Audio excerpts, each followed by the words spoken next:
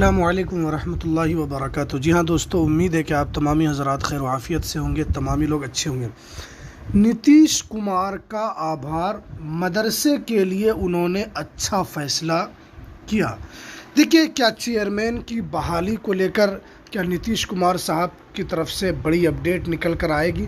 देखिए, काफ़ी बहुत अहम बातें इसके अंदर बताई गई है कि नीतीश कुमार साहब ने मुसलमानों के लिए कितना काम किया और उन्होंने जो मदरसे के लिए ख़ास तौर पर जो काम किया, काफ़ी अहम अपडेट निकल कर आ रही है। क्या बयान दिया गया है नीतीश कुमार साहब ने ख़ास तौर पर मदरसे के लिए क्या किया, काफ़ी बड़ी अपडेट है। क्या है पूरी जानकारी आज आपको इस वीडियो के अंदर हम बताएंगे।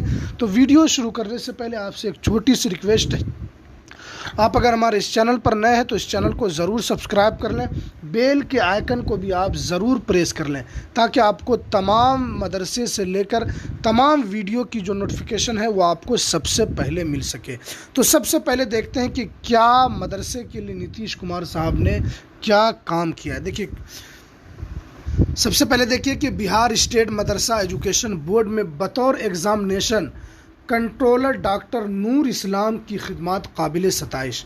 देखिए, आप जानते हैं कि कंट्रोलर और एग्ज़ामिनेशन काफ़ी दिनों से डॉक्टर नूर इस्लाम साहब थे और काफ़ी सुलझे हुए व्यक्ति हैं। मैंने खुद इनके चैम्बर में मुलाकात किया था इससे पहले, करीब 3 से 4 महीना पहले, और काफ़ी सुलझे हुए व्यक्ति हैं और बहुत अच्छी तरीके से, यानी लोगों से जो मिलने जुलने का जो इनका एक लगन है वो काफ़ी बेहतरीन तरीके से मिलते हैं। चाहे कोई बड़ा से बड़ा आदमी हो, चाहे छोटा से छोटा आदमी हो, वो उनके सामने बैठकर बात कर सकता है। काफ़ी सुलझे हुए आदमी है, मैंने खुद उनको बहुत नज़दीक से देखा है। देखिए, महकमे तालीम ने उनकी बेहतर खिदमात की बुनियाद पर उन्हें सुबुकदोश होने के बावजूद ओहदे पर बरकरार रखा है। यानी वो उससे सुबुकदोश हो चुके हैं फिर भी उनको उस ओहदे पर रखा है। देखिए, दरभंगा बिहार स्टेट मदरसा एजुकेशन बोर्ड पटना के एग्जामिनेशन कंट्रोलर डॉक्टर मोहम्मद नूर इस्लाम अलैह की एकेडमिक खिदमात काबिल सताइश और मदारिस के असातिज़ा व ज़िम्मेदारान के लिए मशगले रहा रही है। उन्होंने अपनी काविशों से मदरसा बोर्ड के वक़ार और मेयार को हनूज़ बुलंदियों तक पहुँचाने का काम अंजाम दिया और मज़कूरा ख़यालात का इजहार डॉक्टर नूर इस्लाम के मुख्तसर मुलाकात के बाद मदरसा एसोसिएशन के एक ज़िम्मेदार फ़रीद अहमद सिद्दीकी ने कहा कि मदारिस मुल्हिका मदारिस में अरबी, उर्दू, फ़ारसी के अलावा सभी ज़रूरी मज़ामीन को शामिल करके निज़ाम तालीम को उन्होंने अपनी दानिशवराना हिकमत और फ़िक्र से मुस्तहकम बनाया ताकि मदारिस के फ़ारिग़ीन तलबा व तालिबात आसानी के साथ डॉक्टर, इंजीनियर और तालीम के हर शोबे में जाकर अपनी खिदमत को ताबनाक बना सके। जाहिर सी बात है, क्योंकि काफ़ी दिनों से ये एग्ज़ामिनेशन कंट्रोलर थे और इन्होंने काफ़ी काम किया मदरसे के लिए, ऐसी बात नहीं है। इन्होंने बहुत सारी बातें, जब आप इनसे मुलाकात करेंगे व्यक्तिगत तौर पर, तो ये काफ़ी सुलझे हुए व्यक्ति हैं। और मदरसे के अंदर पहले साइंस वगैरह की जो तालीम नहीं थी, बाद में उसके अंदर ऐड किया गया। साइंस के अलावा और भी बहुत सारा जो सब्जेक्ट है वो उसके अंदर शामिल किया।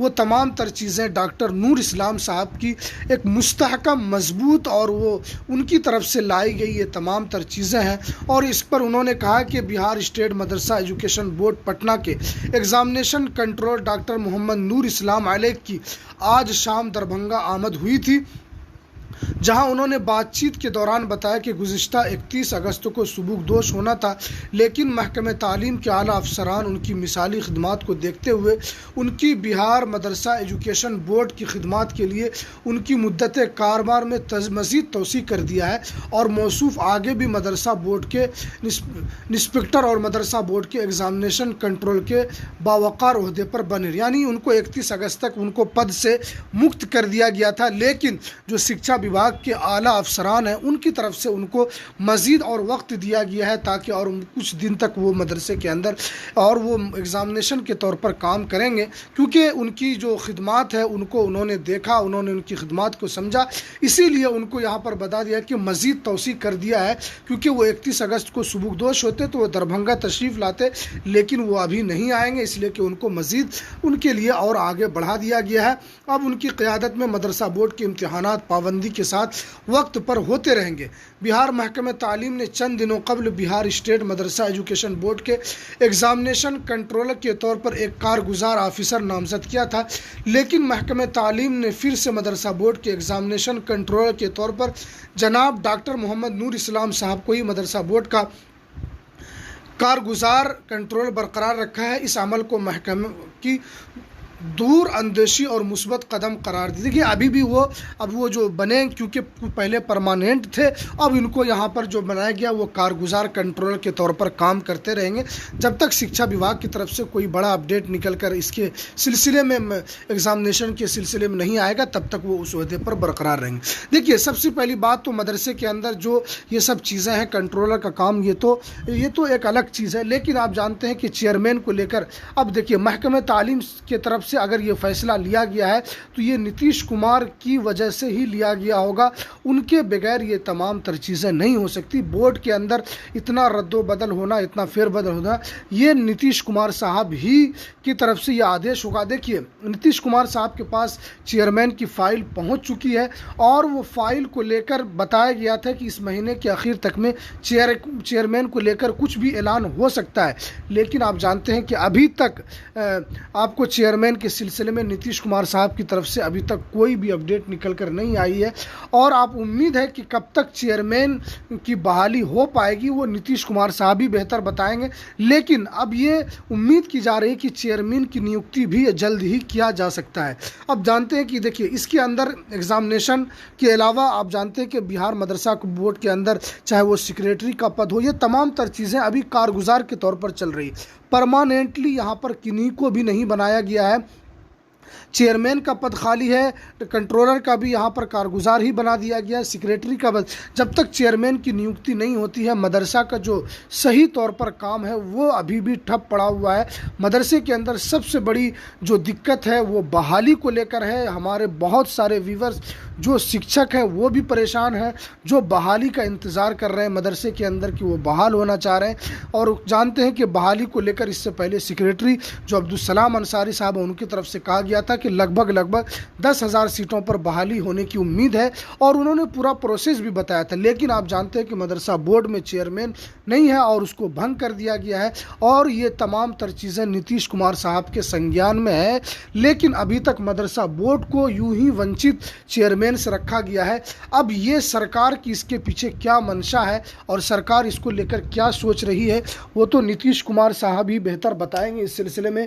लेकिन अगर अभी तक चेयरमैन की नियुक्ति नहीं हुई है तो ये मुसलमानों के लिए काफ़ी एक सोचने वाली बात है कि मदरसा बोर्ड, क्योंकि आप जानते हैं कि बिहार बोर्ड में मदरसा बोर्ड एक मुसलमानों के लिए बहुत बड़ी चीज़ है। इसके अंदर बहुत सारे शिक्षक इससे कनेक्टेड हैं, लेकिन मदरसा बोर्ड के अंदर चेयरमैन ना होने की वजह से बहुत सारे, चाहे वो शिक्षकों का पेमेंट हो चाहे वो दूसरी ज़रूरियात हो, वो नहीं हो पा रहा है। ज़रूर इस पर नीतीश कुमार साहब को संज्ञान लेकर काम करना चाहिए कि मदरसा बोर्ड एक बिहार का मुसलमानों के लिए सबसे बड़ा इदारा है, इसीलिए उस पर ज़रूर काम करना चाहिए। लेकिन देखते हैं कि नीतीश कुमार साहब की तरफ से इसको लेकर जल्द ही कोई ऐलान आने की उम्मीद है और जैसे ही चेयरमैन को लेकर कोई भी नीतीश कुमार साहब की तरफ से कोई भी अपडेट निकल कर आएगी मैं आपको सबसे पहले पहुंचाने की कोशिश करूंगा। अब देखते हैं कि मुसलमानों के लिए नीतीश कुमार ने जो भी काम किया वो तो उन्होंने किया, लेकिन मुसलमानों के साथ जो चाहे वो पेमेंट को लेकर वो शिक्षकों को पेमेंट नहीं मिलने की वजह से वो फाका कशी में मुब्तला है। आपने जो भी काम किया, मदरसों को आपने सरकारी बनाया, ये सब चीज़ें अपनी जगह पर ठीक है। आपने मुसलमानों के लिए किया कि उसमें सरकारी नौकरी दी आपने और मदरसों को आपने अनुदान दिया, उसके अंदर बहुत सारे काम किए। लेकिन देखिए मदरसे के लिए ख़ास तौर पर जो उसमें पढ़ाने वाले हैं, आप अगर उनका पेमेंट नहीं करेंगे तो सरकारी इस तरह की नौकरी से क्या फ़ायदा। तो ज़रूर इस पर नीतीश कुमार साहब को संज्ञान लेना चाहिए और कोई भी अपडेट निकल कर आएगी आप इस यूट्यूब चैनल के माध्यम से आप लोगों की आवाज़ को बुलंद किया जाता है, आपकी हर बातों को इस यूट्यूब चैनल पर सुनी जाती है और हम आपकी आवाज़ बनकर उठाने की कोशिश करते हैं। तो चलिए ये कुछ अहम जानकारी जो निकल कर आ रही थी, तो चलिए हमें दीजिए इजाज़त, फिर मिलते हैं किसी नेक्स्ट वीडियो में नई अपडेट के साथ। अस्सलामु अलैकुम वरहमतुल्लाहि वबरकातुहू।